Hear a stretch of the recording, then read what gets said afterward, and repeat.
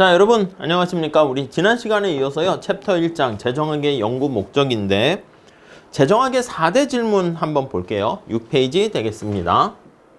자, 재정학의 4대 질문. 뭐 이런 게 있네요. 재정학의 4대 질문. 자, 4가지 가장 중요한 토픽과 관련한 질문 내용 한번 살펴보도록 하겠습니다. 자, 거기 보시면 간단히 말하자면 퍼블릭 파이낸스라는 재정학은 경제 내에서의 우리가 지난 시간에 뭐라 그랬죠? 정부의 역할에 대해서 다루는 것입니다.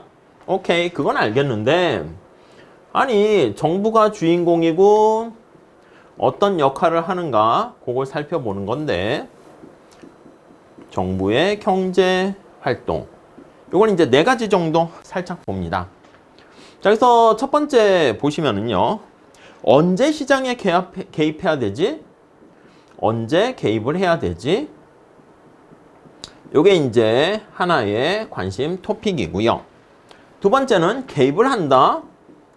그러면 어떻게 개입을 해야 될까? 그 how의 그 문제이죠. 세 번째는 이러한 정부의 개입이 경제적 성과에 미치는 영향은 무엇인가? 경제적인 어떤 성과에 미치는 영향은 무엇인가? 네, 요게 되어 있고요. 자, 그 다음에 정부는 왜 특정한 개입 수단을 사용하는가? 예, 여러 가지 수단 중에서 특정 수단을 어떤 걸 사용하는가? 왜 그 방법을 쓰는가? 그러니까 어떻게 개입할 것인가 라고 하면 그 여러 가지 개입 방법 중에서 왜 그 방법을 사용했는가? 이런 거에 대해서 얘기를 할 겁니다. 자, 이 책에서는요, 지금 정부의 이러한 역할에 대한 내용을 뭔가 간단한 예를 들어가지고 좀 설명을 하려고 합니다. 자, 거기 보니까 의료보험 시장을 가지고 얘기를 하네요. 그래서 의료보험 시장, 이렇게요. 이게 이제 어떻게 보면 시장 실패 요인이라 해서 우리가 보험이라 해가지고 정부가 개입하게 되는 많은 얘기들, 뭐 대표적인 사례라 할 수 있죠. 아니, 거기 보면 의료보험 시장에서 가입자는 보험회사에 보험료를 냅니다. 매달 내고 그 대가로 만약에 내가 아프거나 다쳤어. 그러면 의료비를 질병에 걸렸을 때 거기 나와 있는 보험회사가 가입자에게 대신 지불해 줍니다. 아니, 근데 이런 것들은 왜 민간에서 그냥 알아서 하라고 하지 왜 정부가 개입을 해야 돼? 이렇게. 왜 개입해야 돼? 이런 거부터 어떻게 개입해야 돼? 뭐 그런 얘기를 하려고 합니다. 특히 미국 같은 경우는 요 의료비가 단일 항목 중에서요. 거기 보시면 비중이 굉장히 크고 빠르게 증가합니다. 빠른 증가하고 있다라는 거 알 수가 있습니다. 오케이. 자, 그래서 먼저 첫 번째 언제 개입해야 되는가 한번 살펴보도록 할게요. 요거 간단히 한번 보시죠. 자, 우리 밑에 한번 볼까요? 정부의 개입 동기를 이해하기 위해서 경제가 생산자와 소비자 간에 이루어지는 일련의 거래라고 생각을 해보자. 거래라는 게 우리 시장 아니겠습니까? 예, 공급자가 있고 그리고 수요자가 있는 시장에서 이루어지는 거래를 통해서요. 근데 이 거래를 통해 가지고 이게 시장의 원리죠. 시장의 교환. 이게 바로 거래 아니겠습니까? 교환을 통해서 자, 물건을 공급하는 사람도 이득을 보고 물건을 사는 사람도 이득을 봅니다. 자, 그래서 거기 세 번째 줄 보시면 어느 누구에게도 피해를 주지 않고 다른 사람의 후생을 증가시킬 수 있게 되는데 더 이상 증가시킬 수 없는 상태, 우리가 이런 것들을 파레토 효율적이다 이렇게 얘기하죠. 그래서 파레토 효율성을 달성할 수 있습니다. 오케이? 자, 그래서 한 경제의 총 효율은 효율적 거래가 가능한 한 많이 이루어지게 되면서 극대화가 된다라는 것을 알 수가 있죠. 특히 시장에서 교환을 통해서 마지막 제줄에 보시면 이런 것들이 사회적인 관점에서 봤을 때 사회적인 관점입니다. 그러니까 우리가 나중에 뒤에 보겠지만 외부성이 발생하게 되면 사적인 관점과 사회적 관점에 괴리가 발생하죠. 사회적 관점에서 가장 효율적이다. 이렇게 얘기를 할 수가 있어요. 뭐 시장의 거래에 맡겼을 때. 자, 그래서 다음 페이지 가보시면 요게 어디서 이루어집니까 하면 시장이라고 자꾸 얘기했죠. 거기 첫 번째 줄에 보시면 완전 경쟁 시장에서 완경에서 가격이 보이지 않는 손 역할을 하는 거 아니겠습니까? 그래서 두 번째 줄 보시면 가격이 신축적으로 조정을 하게 됩니다. 신축적인 조정을 할 수가 있기 때문에 궁극적으로 수요와 공급은 일치하게 되고 그게 균형을 달성한다고 얘기하죠. 자, 이러한 균형 상태에서 지금 말씀드린 것처럼 둘 다 자신의 어떤 잉여를 극대화할 수 있습니다. 자, 세 번째 줄에 똑같은 얘기를 계속하는 건데 이득을 가져다 주는 거래가 남김없이 그게 효율적이라는 거지. 더 이상 뭔가 이득이 남지 않고 낭비가 없다는 거야. 낭비가 없이 배분되는 그런 상황이 우리가 효율적 이렇게 됩니다. 아니 근데 거기 나와 있는 것처럼 시장에서 이러한 거래가 이루어지면 정부는 개입할 필요가 없죠. 이때는 정부는 개입할 필요가 없어요. 개입에 대해서 필요가 없지. 근데 어떻게 되냐면 두 가지의 상황이 존재해서 개입할 여지가 있습니다. 첫 번째는 자 1번 시장이 실패했을 때 이렇게 얘기할 수가 있고요. 다음 페이지 가볼게요. 두 번째는요.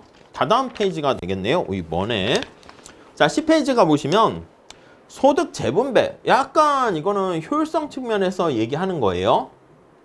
효율성 측면에서 얘기하는 것이고 두 번째는 소득 재분배 측면에서 얘기를 할 거예요. 이게 이제 공평성 측면에서 얘기한다. 이렇게 보시면 되겠죠. 공평성 측면에서 정부가 개입할 여지가 있다. 그래서 웬만한 어떤 정책과 관련해서 얘기할 때는요. 판단 기준이 우리는 이렇게 한 두 가지. 하나는 효율성, 하나는 공평성. 이렇게 보시면 되겠죠. 자, 효율성 측면에서 한번 보도록 하겠습니다. 자, 7페이지 가볼게요. 자, 지금 살펴본 것처럼 시장이 실패해가지고 정부가 개입할 여지가 있다. 이렇게 보시면 되겠습니다. 첫 번째 줄 볼까요? 마켓 페일리어가 발생하기 때문인데 자, 거기 네 번째 줄 볼까요? 두 번째 줄 시장의 원활한 활동을 방해하는 여러 가지 시장 실패 요인이 있어요. 뭐 독점부터 해서 불안전 정보 등등등 있는데 시장의 원활한 작동을 방해하는 거죠. 작동을 방해. 그게 이제 가격이 잘 조정하지 못하도록 만드는 것입니다. 자, 두 번째 단락 볼까요? 아니, 의료보험 시장 같은 경우에는 우리가 얼핏 봤을 때 거기에 나와 있는 게 완전 경쟁 시장이라 볼 수 있어요. 왜냐면 뭐 기업도 여러 개 있고 보험에 가입하려는 사람도 다수 있지 않겠습니까? 자, 그래서 다수의 공급자와 그리고 다수의 수요자가 존재합니다. 오케이, 이렇게 되어 있는 시장이죠. 그러니까 경쟁 시장 같은 느낌이 있어요. 자, 그런데 거기 한번 볼게요. 세 번째 단락 볼까요? 누구라도 보험을 구입할 수 있고 판매할 수 있어요. 그래서 경쟁 시장과 유사 이렇게 볼 수 있는데 현실에선 그렇지 않다는 겁니다. 자, 다음 단락 한번 보시죠.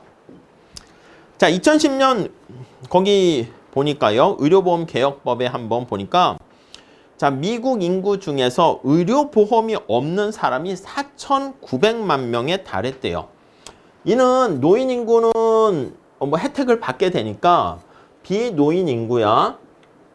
비노인 인구 중에서 자, 의료보험이 없는 사람이 한 18.5니까 한 20%야. 이 사람들은 의료보험이 없어. 가입해 있지 않아. 이렇게 돼 있어요. 대략 몇 퍼센트? 그냥 20%라고 쓸게요. 이렇게. 그러니까 생각보다 4,900만 명이니까 비중이 큰 거지. 자, 뭐 노인들은요 메디케어라는 공적인 의료보장제도가 있기 때문에 그분들은 뺀 거예요. 자, 많은 사람들이 의료보험을 갖지 못했다는 거. 야, 그렇다고 이게 시장이 작동하지 않는 건 아니잖아. 맞죠? 그냥 의료보험이라는 상품이 있는데 아니 그게 가입은 여기 있는 사람은 가입했잖아. 이 사람들이 가입 안 했다고 해가지고 야 시장이 실패한 거? 그렇게 얘기할 수는 없는 거예요. 그러니까 요게 시장이 실패했다는 의미는 아닙니다.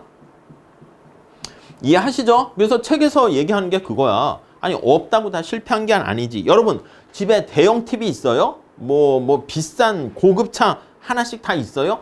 아니잖아. 자신의 집에 다 있는 게 아니라고. 일부 국민들이 그냥 이런 의료 서비스를 혜택을 못 받는다고 시장이 망가졌다고 보기는 어렵습니다. 단지 의료보험에 가입하지 않은 사람들이 아니 선택한 거지. 그래서 여기 보시면 시장 실패가 아니라 자신들이 선택한 거야. 아니 의료보험에 가입했을 때 베네핏하고요. 거기에 가입하게 되면 혜택과 보험료를 내야 되는 거잖아. 보험료. 이거를 두 개 비교해 봤더니 아니 혜택보다는 보험료가 크다라고 판단하는 거지. 그럼 경제학적으로 비용 편익 분석으로 봤을 때 편익보다 비용이 크면 선택 안 하는 거지 뭐. 내가 사과를 사 먹을까 말까 했는데 내가 돈을 최대한 지불하려는 금액보다 시장에서 비싸게 팔어. 아예 안 먹어. 이러는 거지 뭐. 오케이? 자, 그걸 의미합니다. 아니 근데 이제 문제는 뭐냐면 20%의 사람들이 의료보험이 없는데 앞에서 얘기한 것처럼 80%는 있고요. 이게 지금 낭비가 없는 효율적인 지금 상태일까? 예, 요거를 판단해 본다는 거죠. 그게 아니라는 것입니다. 자, 거기 한번 볼게요. 자, 거기 밑에서 마지막 단락의 두 번째 줄 보시면 대학 교수인 내가 그루버 교수인가 보지? 현재 의료보험이 없다고 가정합니다. 그 결과 올해 인플루엔자 예방접종을 받지 못한대요. 만약에 가입을 안 한 사람이야. 비가입자는 자, 예방접종을 못 받아요. 예방접종을 못 받아요. 접종의 기회가 있는데 에이 나 안 해. 안 받아. 이렇게요. 가격이 비싸니까 안 받으면 되지. 돈이 없는 걸. 이렇게요. 자, 그러면 안 받게 되면 이분이 대학 교수님인데 수업을 하다가 학생에게 옮기게 됩니다. 학생에게 전염병을 옮겨요. 전파를 시킨단 말이야. 아니, 자기만 만약에 인플루엔자에 이제 감염돼가지고 코로나든 어쨌든 뭐 그러면 상관없는데 다른 사람한테 일부러 그런 건 아니지. 여기 나와 있는 것처럼 의도하지 않은 거야. 일부러 좋아. 내가 이 예방접종 안 받아가지고 이거를 막 전염시켜야지 이런 의도는 나쁜 거지. 근데 거기까지 생각한 건 아니고 자기만 생각을 했는데 본의 아니게 학생들에게 옮기게 됩니다. 그러면 학생들은 어떻게 돼요? 아니 이게 지금 여기 전염병이나 병에 질병에 걸리게 되면 거기 나와 있는 것처럼 의료 비용이 증가하고 나 병원 가야겠네. 근데 학생들은 가입했다 할게요. 그래도 비용이 증가하고요. 그냥 공부를 못해요. 그러니까 학업 성적은 하락하는 거죠. 학업 성적이 떨어져. 이렇게 된다고요. 이해 가시겠습니까? 자, 그래서 따라서 그게 결론이야. 앞에서 얘기한 것처럼 아니 지금 이 상태가 과연 효율적인 상태일까? 앞에서 제가 효율적이냐라는 것은 뭐라고 그랬습니까? 그래요. 사회 전체적인 밑에서 두 번째 줄 볼까요? 사회적 총가치. 사회 전체적인 총가치가 극대화되었을 때가 우리가 효율적이라고 했는데 이 사회 전체적인 가치가 극대화됐는가? 라고 하면은 아닐 수 있다는 거죠. 자, 그래서 거기 볼까요? 단지 내 건강의 증진뿐만 아니라 내 수업을 듣는 계속 내라고 했습니다. 건강 유지, 학생들의 건강 유지, 의료비 절감, 아니면 성적 향상, 그것까지 다. 그러니까 나 자신 외에 지금 여기 말씀드린 것처럼 의도하지 않은 다른 사람에게 미치는 피해까지 신경을 써야 된다는 거지. 그래서 모든, 이게 사회니까 모든 사적인 게 아니라, 그러니까 이거는 사적인 측면에서는 사적인 개인 측면에서는 아유 됐어 난 안 받는 게 더 나아. 그게 합리적인 선택일지 모르겠지만 집단 전체 측면에서 봤을 때 집단 측면에서는 이게 바람직한 효율적인 상태는 아니라는 것입니다. 자, 그래서 거기 보시면 두 번째 줄 모든 사람들에 대한 의료보험의 총 사회적 가치가 의료보험 서비스의 생산 비용을 능가한다 그러면 아니 이거 받는데 관련된 비용보다 가치가 더 크다라고 하면 나는 의료보험에 가입하는 게 더 효율적이 된다는 것이죠. 자, 그런데 계속 얘기하듯이 다음 단락 보세요. 의료보험이 나에게 갖는 가치만을 생각할 뿐 그게 외부성 아니겠습니까? 나만 생각하는 거야. 여기 모든 집단의 가치를 생각을 안 합니다. 그러니까 우리가 이제 미시경제학에서는 보통 뭐야? 경쟁시장에서는 개인이 주어진 역할을 열심히 해서 사적인 측면에서 이득을 추구하게 되면 이게 공공의 이득으로, 공공의 이익으로 이렇게 연결된다. 이게 아담 스미스의 보이지 않는 손 아니겠습니까? 각자 여러분들은 주어진 위치에서 최선을 다하면 사회 전체적으로 공익으로 된다. 이렇게 하는 건데 아닐 수 있다는 것이죠. 자, 그래서 거기 두 번째 줄 보세요. 다른 사람에게까지 의료보험 구입이 미치는 영향을 고려하지 않게 되고 만일 내가 인플루엔자에 걸리는 것을 대수롭지 않게 생각해서 그 비용만큼 가치를 부여하지 않게 되면은 나 하나 때문에 여기 다른 사람에게 피해를 부과시키게 됩니다. 자, 그래서 내가 보험에 가입할 경우 찾았습니까? 그로 인해서 나와 내 학생을 포함하는 사회 전체가 혜택을 얻는다 해도 나는 보험에 가입하지 않습니다. 그러니까 총 사회적인 효율을 극대화시키지 못한다는 거죠. 이걸 뭐라 그런다고요? 예, 맞습니다. 네거티브한 부정적인 외부 효과 이렇게 얘기하죠. 예, 외부 효과, 네거티브한 익스터널리티 이렇게 얘기합니다. 뒤에 외부성에서 다루긴 합니다. 자, 이 부정적 외부성의 존재로 인해서 나의 결정으로 말미암아 다른 사람에게 발생하는 비용까지 포함하는 모든 비용을 고려하지 않는, 그러니까 이 외부 비용까지 고려하지 않는 거죠. 그래서 내가 의사결정할 때 이러한 다른 사람에게 끼치게 되는 외부 비용을 원래 다 감안해야 되는데 고려하지 않기 때문에 발생하는 것입니다. 5장, 6장에서 다시 외부 효과는 다룬다 나와 있고요. 다음 마지막 단락 볼게요. 만일 경쟁적 균형이 효율을 극대화하는 결과를 가져오지 못한다면 정부 개입을 통해 가지고 효율성 제고의 잠재적 가능. 그러니까 만약에 이러한 효율적인 상태가 아니라면 따라서 그냥 알아서 시장에 맡겼더니 만일 지금의 상태가 비효율적이라면 여러분 우리 비효율적이라고 하면 이게 뭐라고요? 파레토 개선의 여지가 있는 거야. 비효율적이면 자 파레토 시각으로 봤을 때 아니면 빼도 돼요. 예, 뭔가 잉여를 증가시킬 여지 개선이 가능하면 네 같은 말이죠. 거기 보시면은 잠재적 가능성이 존재한다라고 나와 있습니다.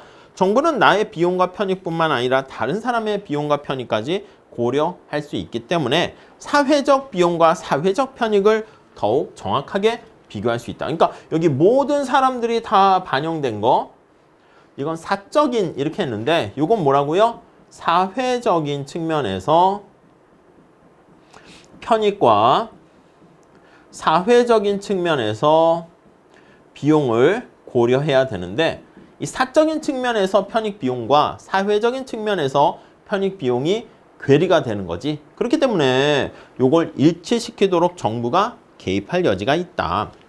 물론 이렇게 되면은 정부가 개입할 만한 타당성이 생깁니다. 타당성이 있어요. 그래서 이제 개입할 만한 필요 조건이 성립한다. 그렇게 얘기합니다. 그런데 거기 나와 있듯이 맨 마지막 줄에 또 한 번 비꼽니다. but 정부가 개입해서 오히려 상황을 망가뜨릴 수 있어. 그래서 정부 실패의 가능성이 존재하기 때문에 거기 보시면 반드시 효율성을 제고시킨다고 볼 수는 없다. 이렇게 끌고 갑니다. 자, 의료보험 가지고 지금 간단하게 얘기했고요. 밑에 응용 사례는 여러분 한번 보세요. 홍역과 관련해서 첫 번째 줄에 영유아가 예방접종을 받게 되는 것 중에 하나가 홍역 같은 건데 이게 호흡기 비말에 의해서 사람 간에 감염되는데 두 번째 줄 보시면 한 일주일 정도 고열과 심한 발진이 특징이래요. 60년대는 거기 보니까 연간 300, 400만 건이 발생해서 500명이 사망하고 근데 예방 백신이 생겼습니다. 그래서 이제 사망하는 사람들은 이제 거의 없어지게 되었는데 다음 페이지 가보시면요. 아니 근데 1989년에서 91년 사이에 거의 박멸됐다고 생각했던 이 홍역이라는 게 다시 창궐하기 시작했고요. 123명이 사망했습니다. 그래서 로스앤젤레스나 시카고나 휴스턴 같이 아니 좀 약간 부유한 동네에서도 많이 걸리게 됐는데 예방접종을 안 받았기 때문에 그렇다는 것이죠. 이거랑 똑같지. 그러니까 예방접종을 안 받아서 나 하나쯤이야 이렇게 하다 보니까 자신은 이제 예방접종 안 받았잖아. 근데 그게 다른 사람한테 다른 애들한테 홍역에 걸릴 위험을 증가시키게 되네요. 자, 그래서 아니 왜 사람들이 예방접종을 안 하는 거야? 거기 한번 내용을 보니까 돈 때문이야? 이렇게 할 수 있는데 예방접종을 안 받은 이유가 자, 세 번째 단락 볼까요? 많은 수의 부모들이 자녀들이 예방접종 아유 안 돼 이렇게 했단 말이야. 1998년에 어떤 영국에 거기 보시면 랜싯 저널에 실린 논문이 있는데 그 논문을 보니까 아동이 이 홍역 예방 접종을 받잖아? 그러니까 자폐증과 뭔가 밀접한 관련이 있다 이런 연구가 나온 거야. 이해 가세요? 그러니까 우리 애가 아직 어린인데 이 예방접종 했다가 자폐증 같은 그런 현상이 발생하게 되면 그건 싫어. 자폐증에 오히려 걸리게 되면 그 피해가 나는 더 크다고 생각해. 홍역이야 뭐 일주일 정도 잠깐 고열로 앓으면 되는 거 아니야? 이렇게 해서 부모들이 반대했다는 거죠. 근데 후속 연구를 보니까 이 연구가 잘못됐다는 거야. 그러니까 연구 하나가 잘못돼가지고 많은 사회에 미치는 효과가 잘못됐다는 거에 뭐 대표적인 사례라고 볼 수도 있는데 2010년까지 거기 보시면 많은 연구들이 아니야 자폐증과 아무 상관없어 라는 연구들이 나오면서 이 주장은 완전히 오류다라고 하면서 편집자 입장 표명과 함께 해당 논문이 공식적으로 철회됐습니다. 그러다 보니까 이제 예방접종을 받아야 되는데 그럼에도 불구하고 예방접종을 받지 않는 게 이제 습관이 된 거야. 이게 뿌리 내려가지고요. 거기 보니까 아직까지도 계속 잘 받지 않는 모습을 보이더라 라는 게 거기 나와 있습니다. 예, 참고로 한번 보시면 될 것 같습니다. 자, 다음 페이지 한번 가보시면 10페이지에도 뭐 그런 얘기가 나와 있어요. 첫 번째 줄에 낮은 예방 접종률, 그래서 물리적으로 또 부정적인 외부 효과뿐만 아니라 재정적으로도 부정적인 외부 효과를 야기해요. 그러니까 지금 얘기한 것처럼 전염병이 더 퍼져나가게 되면 다른 사람한테도 이렇게 예방접종 뭐 안 받은 사람들이 많이 피해를 보게 되니까 그 금액도 만만치 않더라라는 게 거기 나와 있고요. 그래서 디즈니랜드에서 거기 보시면 홍역이 발생하게 되면서 캘리포니아라든가 등등등 최근의 얘기가 거기 나와 있는데 나머지들은 한번 그냥 우선 보시면 될 것 같습니다. 그래서 여러 가지 거기 밑에서 6번째 줄 보십니까? 이런 전염병 같은 경우는요. 거기 집단 면역이라고 되어 있네. 다 같이 예방접종을 받아야지 이게 곧 집단 면역 수준까지 올라가야지 이러한 홍역이나 코로나나 이게 박멸이 되는데 거기까지 못 가게 되면은 해결이 안 된다는 거 알 수가 있습니다. 자, 그러니까 정부가 밑에서 두 번째 줄 보세요. 공중보건을 책임지는 것과 개인의 선호와 이제 균형을 잡는 게 중요하죠. 야, 나는 받기 싫어. 야, 나는 자폐증과 관련 없다고 했는데 왠지 불안해. 그럼 자신의 선택, 그거와 정부의 공중보건에 대한 그런 것들에 대한 밸런스를 맞추는 거. 예, 그거를 이제 잘 해야 된다 보시면 되겠습니다. 그래서 첫 번째는요, 우리가 시장 실패 측면에서 우리가 살펴봤고요. 두 번째는요, 소득 재분배 측면에서 한번 논의를 해보려고 합니다. 소득 재분배. 자, 첫 번째 줄 볼까요? 정부 개입의 두 번째 이유는 소득을 재분배하는 거와 리디스트리뷰션입니다. 사회 내 한 소득 계층으로부터 자원을 다른 계층으로 이전하는 겁니다. 파이가 있으면 이걸 어떻게 나눌 것인가 이렇게 되는 거지. 그래서 이런 식으로 해서 저소득층이 가져가는 거를 더 좀 이렇게 늘리는 뭐 이런 겁니다. 자, 그래서 파이에 비유할 때 이 파이의 크기는 파이의 크기와 관련한 거 어떻게 하면 최대한 크게 만들까? 이거는 효율성과 관련돼 있는 것이고요. 효율성의 문제이고, 그렇죠? 낭비 없이, 재료의 낭비 없이 가능한 한 파이를 크게 만드는. 자, 그게 아니고 여기서는 파이를 크기에 초점에 맞추는 게 아니라 파이를 어떻게 분배할 것인가, 예, 관련된 문제입니다. 그래서 분배로 구성원에게 어떻게 배분할 것인가 이렇게 보시면 되겠습니다. 파이 조각을 나눌 것인가. 오케이. 자, 다음 페이지 한번 가보시면 11페이지. 아니, 우리가 흔히 봤을 때 저소득층을 좀 도와주기 위해서 돈 많이 버는 고소득층이 좀 재분배해주면 좋지 않겠어? 라고 하는데 그 근저에는 나중에 보긴 하겠지만 두 번째 줄 볼게요. 자, 거기 보시면 부자가 1달러 소비하는 거, 부자에게 1달러의 가치라고 할게요. 가치와.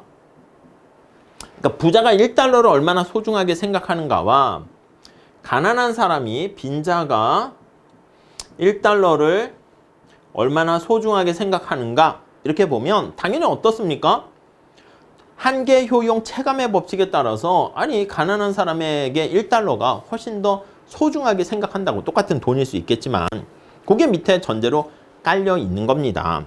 자, 그래서 네 번째 줄에 보시면 불공정한 소득 분배를 바로잡는 1차적인 수단은 과도한 생활 수준을 누리고 있다는 고소득층에게서부터 적절한 생활 수준을 누리지 못하는 저소득층으로 이렇게 재분배해 주는 거야. 그럼 재분배를 하게 되면 부자는 슬프겠지. 그럼 재분배를 하면 부유한 사람의 부자의 슬픔, 효용이 감소할 거야. 슬픔의 크기, 그거랑 빈자의 가난한 사람의 기쁨의 크기가 당연히 훨씬 더 크다라는 전제하에서 이렇게 되었을 때 빈자의 기쁨이 더 커지면 사회 전체적으로 행복이 증가한다 이렇게 볼 수 있겠죠. 네, 그게 거기 나와 있습니다. 예컨대 미국의 의료보험 미가입자가 70%는 가계소득이 5만 달러 미만에 미치지 못하는 빈자들이 많습니다. 그래서 고소득층 가입자로부터 저소득층 의료보험에 가입하지 못하니까 앞에서 얘기한 것처럼 이 재분배한다는 것도 마찬가지로 의료보험의 보험이라는 상품에 가입을 하지 못하는 거야. 그러니까 이게 재분배를 하게 되면은 의료보험 상품을 부자는 필수제에 가까운 거니까 그대로 구입을 할 수 있고요. 빈자도 소득이 좀 올라가게 되니까 의료보험 상품을 구매할 수가 있게 된다는 것이죠. 자, 그래서 거기 나와 있는 것처럼 이 재분배하는 게 오히려 바람직할 수 있다라는 가치 판단이 들어가 있는 거죠. 자, 근데 두 번째 단락 볼게요. 어떤 경우는 사회는 파이의 크기 자체는 영향을 미치지 않으면서 조각의 분배만 바꾸는 재분배를 달성할 수가 있습니다. 근데 이게 재분배를 할 때 우리 경작에서 늘상 문제가 되는 게 뭡니까? 이 과정에서 이걸 반대하는 사람이 어디 있겠어요? 근데 재분배 과정에서 후생 손실이 발생한다고요. 재분배 과정 속에서 후생 손실이 발생해요. 거기 보시면 효율의 손실, 비효율성이죠. 사회적 후생 손실이지. 요게 수반됩니다. 오케이? 이해 가시죠? 자, 재분배 거기 보시면 정책으로 인해 가지고요. 쪼각의 분배만 바꾸는 거면 상관없는데 효율 상실이라는 게 발생할 수 있고요. 아니 근데 여기서 말하는 효율의 상실이라는 손실이라는 이게 도대체 뭡니까? 라고 하면 뭐 간단한 예가 있습니다. 거기 보시면 중간에 볼까요? 예를 들어서 고소득 계층에 세금을 부과해서 징수한 조세 수입을 저소득 계층에게 나눠주게 되면 세금은 고소득 계층의 근로의욕을 저해할 수 있고, 그러니까 우리가 이제 보통 이걸 할 때 누진세를 통해 가지고 이렇게 부유한 사람은 세금을 많이 내잖아. 그러니까 고소득층이 뭐야 내가 열심히 일을 했는데 세금을 저렇게 뜯어가? 그러니까 근로의욕이 저해될 수가 있어요. 그러니까 내가 1시간 더 할까 했는데 더해서 얻게 되는 소득의 대부분을 세금으로 가져가면 일 안 해. 그러니까 더 안 한다는 거지. 저소득층도 근로의욕이 떨어질 수 있습니다. 왜요? 뭐야 나 가만히 있어도 정부가 도와주네. 그러니까 이 재분배 정책을 통해 가지고 어떻게 보면은 중간에 재분배를 통해서 이득이 되는데 이 비효율성을 야기할 수가 있는데 이 비효율성이라는 게 지금 여기 말씀드린 것처럼 저소득층, 고소득층 모두 일할 의욕을 떨어뜨릴 수 있다라는 것입니다. 오케이? 자, 이렇게 모두가 일을 하지 않게 되면은 그만큼 소비자의 가치를 창출할 수 있는 그 생산이 이루어지지 않고요. 사회적 효율은 감소합니다. 자, 그래서 정리를 한번 해보면 요 시장 실패라는 게 어떻게 보면 이제 효율성과 관련한 측면이 있고요. 요거는 이제 공평성과 관련한 측면이 있는데 여기 나와 있는 공평성을 위해서 소득 재분배를 하게 되면 공평성은 올라가긴 하지만 이렇게 효율성을 떨어뜨릴 수도 있게 된다. 그래서 거기 보시면 형평성과 책에서는 공평성, 형평이라고 했죠. 형평과 효율 간에는 트레이드오프 관계가 있는 거야. 그래서 얘네들 간에는 이렇게 상충 관계가 존재한다. 언제나 이게 경작에서 관심 갖고 해결해야 될 두 마리 토끼라고 얘기를 하는 것이죠. 자, 그 다음에 정부는 그러면 어떻게 개입을 할 것인가? 그거에 대해서 한번 살펴볼게요. 정부의 개입 방법, 어떻게 개입할 것인가? 개입의 방법, 하우와 관련된 얘기입니다. 자, 뭐 어렵지 않습니다. 그냥 가볍게 보시죠. 자, 우선 첫 번째. 민간 부분 판매에 대한 조세 부과 및 보조금을 지급한다. 첫 번째는 텍스를 부과하거나 아니면 서브시디라고 하는 보조금을 지급하는 거야. 그래서 뭔가 나쁜 행동에 대해서는 텍스를 부과해서요.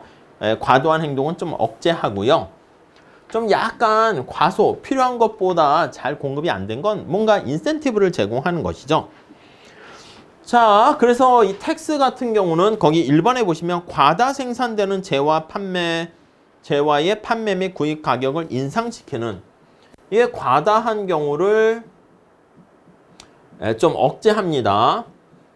요거를 억제하는 기능이 텍스가 되겠고요. 자, 그리고 이 보조금은요, 뭔가 지금 앞에서 얘기한 것처럼 예방접종 받으세요 했더니 사람들이 잘 안 받는 거야.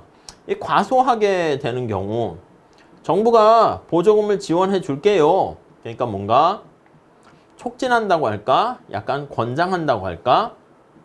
네, 그런 방법이 보조금이다 라고 보시면 되겠습니다. 자, 여기서 밑에 의료보험 있잖아. 의료보험. 저소득 가구에 대한 의료보험 가입 비용을 보조해 주는 거야. 의료보험 가입할 때 정부가 돈을 지원해 주겠습니다. 이렇게요. 자, 그래서 요거 보시면 예를 들면 의료보험에 대한 비용을 지원해 주는 겁니다. 이것도 당연히 보조금도 새롭게 보조금을 만들 수도 있고요. 이 조세 체계 안에서 아니면 마이너스 텍스라고 보시면 돼.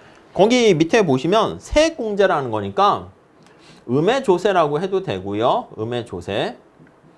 아니면 세액공제, 텍스 크레딧 해가지고 아니 세금 받을 거를 안 받는 거야. 그러면 아니 원래 세금을 내야 되는데 안 내게 된 거니까 보조금을 받은 거랑 같은 효과가 되겠죠. 그래서 세법 테두리 내에서 작용을 할 수가 있고요.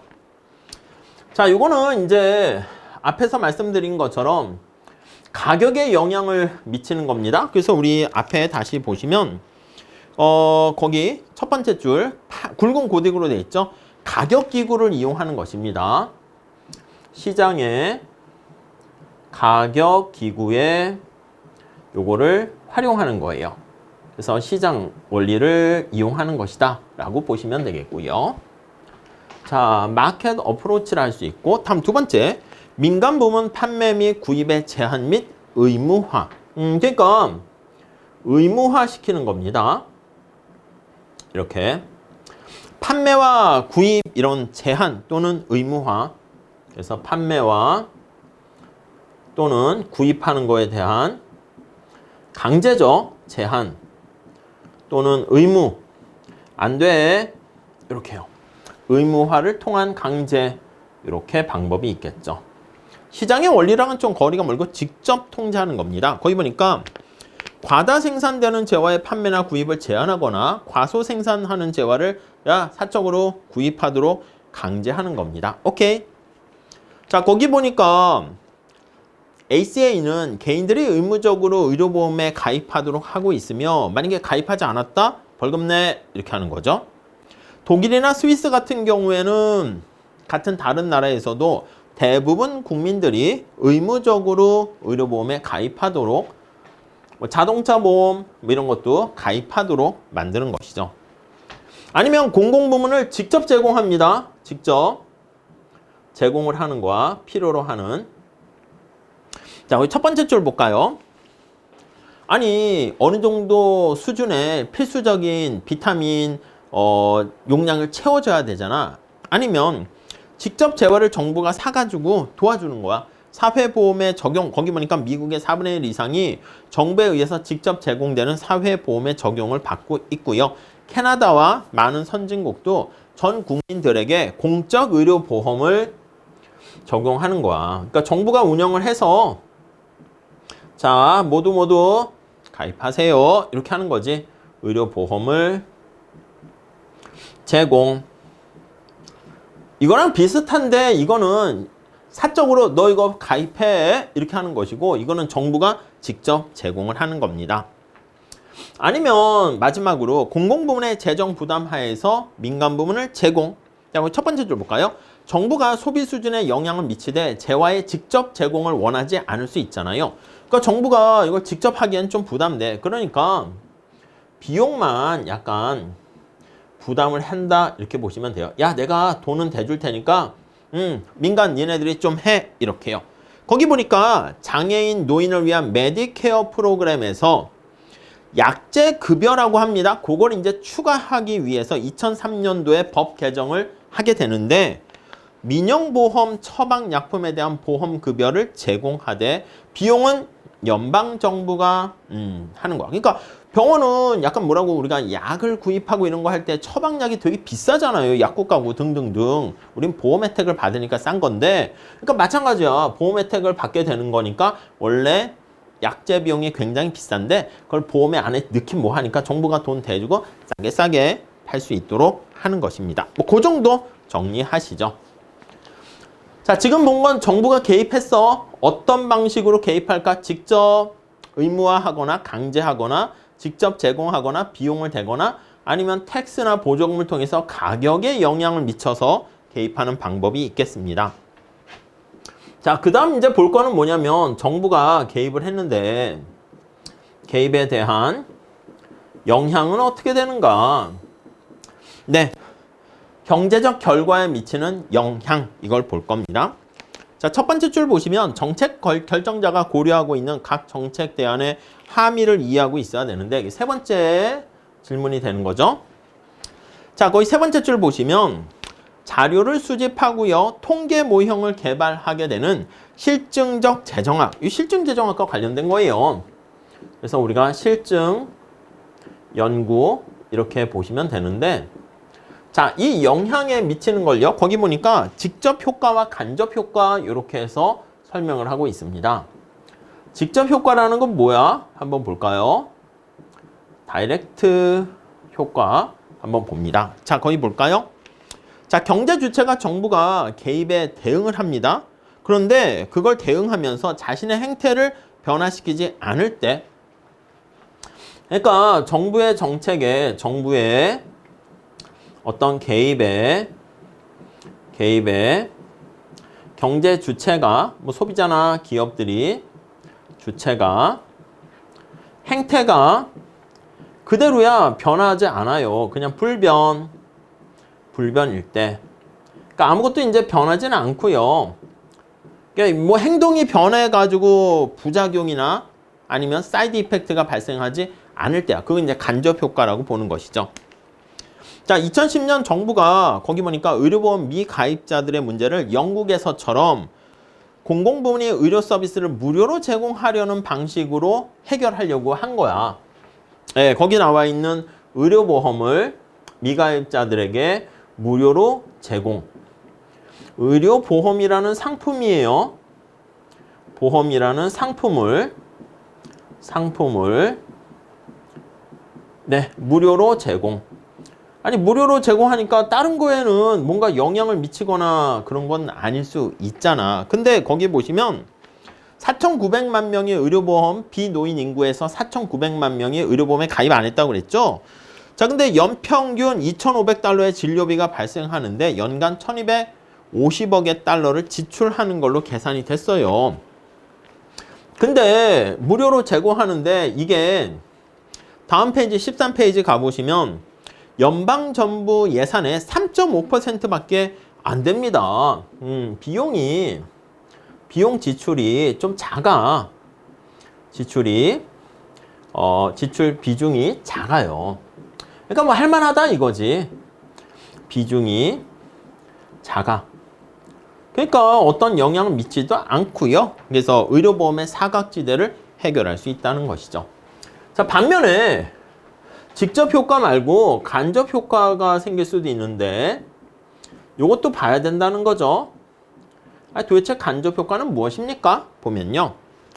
자, indirect effect라는 것은 정부의 개입에 따라서 경제 주체가 그들의 행태를 변화시킵니다. 그러니까 정부가 개입을 했잖아. 그럼 여기서는 그냥 경제 주체 행태가 불변이었어. 근데 여기서는 행동이 변화하는 거야. 거기에 대응을 해서. 오케이? 한번 볼게요. 자, 무보험 상태는 경제 주체가 변화할 수 있는 것으로 남성이든 흑인이든 변할 수 없는 개인의 특성이 아닙니다. 그러니까 내가 남성이다, 내가 흑인이다, 이건 내가 어떻게 행태를 변화시켜가지고 물론 이렇게 바꿀 수는 있겠지. 뭐 얼굴을 피부 뭐 수술을 한다거나 아니면 이렇게 해서 성전환 수술을 할 수도 있겠지만 이 행태를 바꿀 수 없어요, 기본적으로. 근데 만약에 정부가 이런 서비스를 제공했어. 자, 국민 여러분들, 의료보험에 가입하지 않으신 분들 4,900만 명이 있었습니다. 정부가 무료로 제공하겠습니다. 이렇게 되면 어떻게 돼요? 이미 가입한 사람은. 아니, 바보가 되는 거잖아. 아니, 가만히 가입 안 하고 있으면 정부가 가입을 시켜준다고 하는데 괜히 나는 미리 그냥 내 노후나 내가 아플 수 있으니까 그래서 가입을 했는데 뭐 혜택을 못 받잖아. 자, 그러니까 이러한 정부의 정책을 보면 가입한 사람들만 오히려 손해를 미치게 됩니다. 그래서 거기 보시면 이미 가입자는 혜택을 못 받아. 무료로 비가입자에게 이렇게 서비스를 제공하니까 혜택을 못 받아서 어떻게 행동을 변화시켜요? 탈퇴하는 거지 뭐. 그래서 저도 못 받았습니다. 이렇게 행동을 바꾸게 된단 말입니다. 오케이? 자, 그 대신 정부는 무상의료보험에 가입하게 될 그러한 인센티브가 생기는 거야. 그러니까 여기 나와 있는 인센티브의 변화로 인해서 행동 자체가 변화합니다. 그게 바로 간접 효과가 되겠습니다. 자, 두 번째 단락 보시면 민영의료보험에 가입하고 있던 비노인 인구 계층의 절반이 행태를 이렇게 바꿨다고 가정을 해보면 돈이 어떻게 돼? 아니, 앞에서 자, 우리 의료보험에 사각지대에 있는 사람들을 무료로 제공합시다. 이렇게 했더니 이제 연구를 해봤어. 아니, 이런 것들은 돈이 많이 들지 않습니까? 돈이 적게 들어요. 얼마 돈 안 듭니다. 이거는 기존에 가입한 사람들이 탈퇴해서 이런 행동을 안 했을 때고 직접적인 효과는 바로 그거고, 이 사람들이 행태를 바꾸면 어떻게 돼? 그래, 행태를 바꿔버리게 되면 비용이 엄청 기하급수적으로 커지게 되는 걸 알 수 있습니다. 커져, 이렇게. 이해 가시겠죠? 그 간접 효과 잘 보시면 될 것 같습니다. 자, 그래서 그러면 아니 얼마나 가입을 탈퇴할까요? 이게 이제 경험적 문제라는 거야. 이게 우리 간접 효과를 보려면 얼마나 이러한 탈퇴 행렬이 이루어지는가 이걸 봐야 되는데 이거 연구해야지. 그래서 우리 마지막 단락에 보시면 이게 경험적 차원의 문제고요. 그래서 실증 엠피리컬 분석을 통해서 데이터 같은 걸 확보해 가지고 경험적 연구를 통해서 추정을 해야 된다. 오케이? 자, 응용 사례 한번 보시면 이거 경험적 연구를 하는 게 실증 경작 아니겠습니까? 첫 번째 줄 재미난 표현이 있습니다. 학문적인 놀이가 아니야. 심심한데 한번 해볼까? 이게 아닙니다. 아니, 이런 정부의 정책에 대해서는요, 엄청난 비용이 많이 들고 다 국민의 세금 아니겠습니까? 그렇기 때문에 이런 직접 효과뿐만 아니라 간접 효과에 대해서도 굉장히 심도 있게 연구를 하게 되고요. 그걸 담당하는 데가 세 번째 줄에 보시면 의회 예산처 해서 CBO 이렇게 얘기합니다. 자, 그래서 두 번째 단락에 보시면 CBO는 의회의 예산과 관련된 객관적이고 시적절하며 비당파적인 여당과 야당 이런 거에 의존하면 안 돼. 그런 거 하지 영향받지 않고 미국에는 1975년에 생겼고요. 우리도 뭐 국회 예산처 같은 비슷한 그냥 기관이 당연히 있는 거죠. 다음 페이지 가보시면 여기서 연구한 경제 분석가들의 비용 포함 자료 같은 것들을 거기다가 집어넣어서 반드시 어떤 정책 위반하거나 법률 만들 때 야, 이거 의회 예산처 같은 이런 거에 대해서 한번 체크해 봤어? 거기 중간에 보니까 1994년도에 클린턴 행정부 같은 경우가 이제 어떤 법률안을 통과시키려고 할 때 자꾸 재정 적자가 심해지니까 법안의 그 재미난 표현이네. 한 기자가 법안의 25쪽짜리 점수는 워싱턴의 성선, 그러니까 몇 점 이걸 매기게 되거든. 그걸 잘 통과해야 되는 거 알 수가 있습니다. 그래서 앞으로 거기 마지막 줄에 나와 있는 것처럼 이 책 전체를 통해서 배우게 되는 연구 결과들은 CBO 분석가들의 내부 토의에서 대단히 중요한 역할을 한다라는 것을 알 수가 있겠습니다. 자, 다음 네 번째. 자, 정부가 개입하는데 정부가 여러 가지 방법 중에서 자, 특정 개입 방식을 선택하는 이유는 무엇인가? 특정 개입 방식을 선택하는 이유는 그러니까 앞에서 개입하는 방법이 여러 가지가 있지 않았습니까? 근데 그 중에서 하나 골라야 돼. 아니, 왜 그 방법이 가장 시의적절하고 가장 적합하다고 생각해? 그 얘기를 보는 것입니다. 자, 우선 첫 번째 줄 보시면 공공정책을 공부하는 학도로서 우리는 정부에 대해서 오직 시장 실패 문제를 완화하거나 사회적 자원의 효율적인 공정한 분배를 보장하기 위해서 시장에 개입하는 선량한 행위자 아니다. 여러분, 정부가 착해요, 나빠요? 아니, 무조건 착한 게 아니야. 그래서 선량한 행위자라고 볼 수 없어요. 네. 자, 그래서 실제 정부는 수천만 명에 이르는 사회 구성원들의 서로 다른 선호를, 정부가 하는 일은 뭐야? 그렇잖아요. 대한민국에 어떤 정책을 세운다 그러면 아니 엄청나게 많은 사람들이 다 의견이 다 다르다니까. 선호도 다르고요.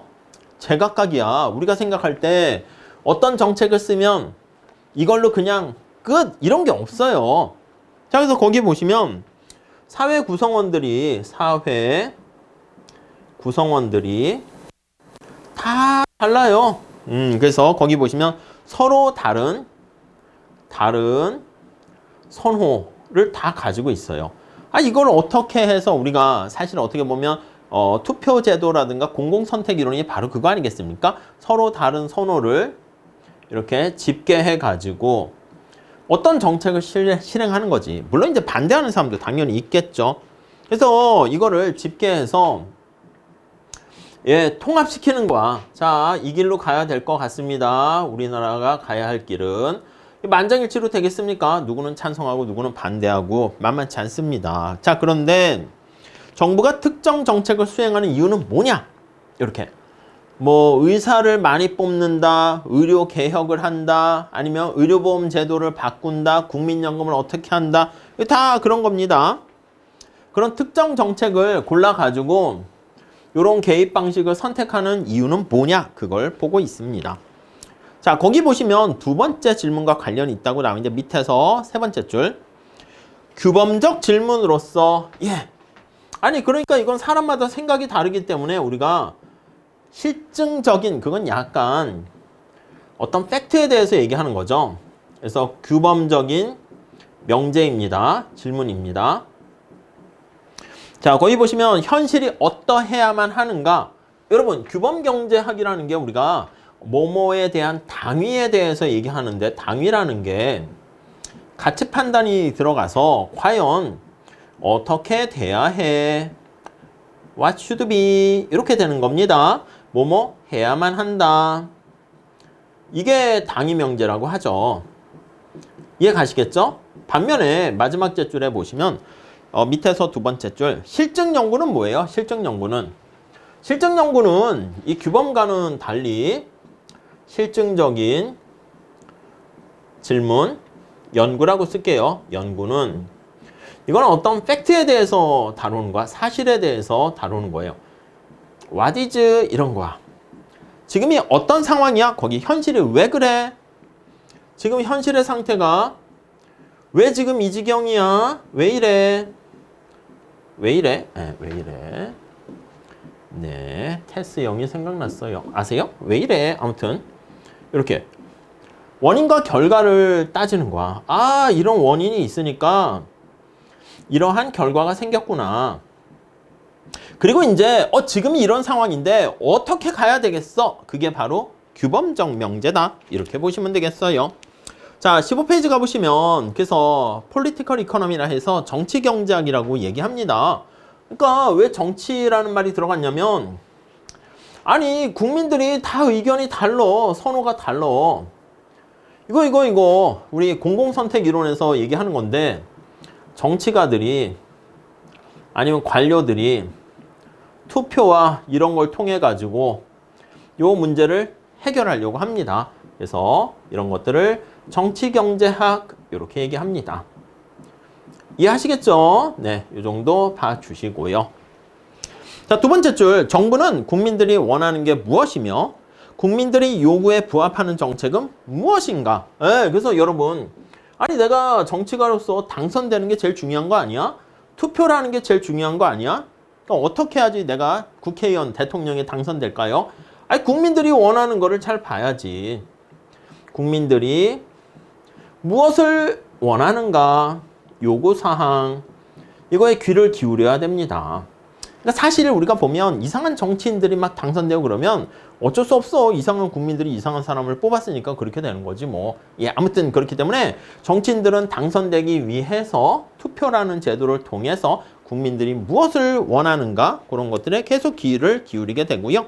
자, 근데 거기 나와 있는 것처럼 네 번째 줄 자, 민간 시장에서 후생 극대화를 이루는데 장애가 되는 다수의 시장 실패 요인이 존재하는 거랑 마찬가지로 자, 부적절한 정부 개입을 이끄는 다수의 시장 정부 실패도 존재합니다. 앞에서 본 것처럼.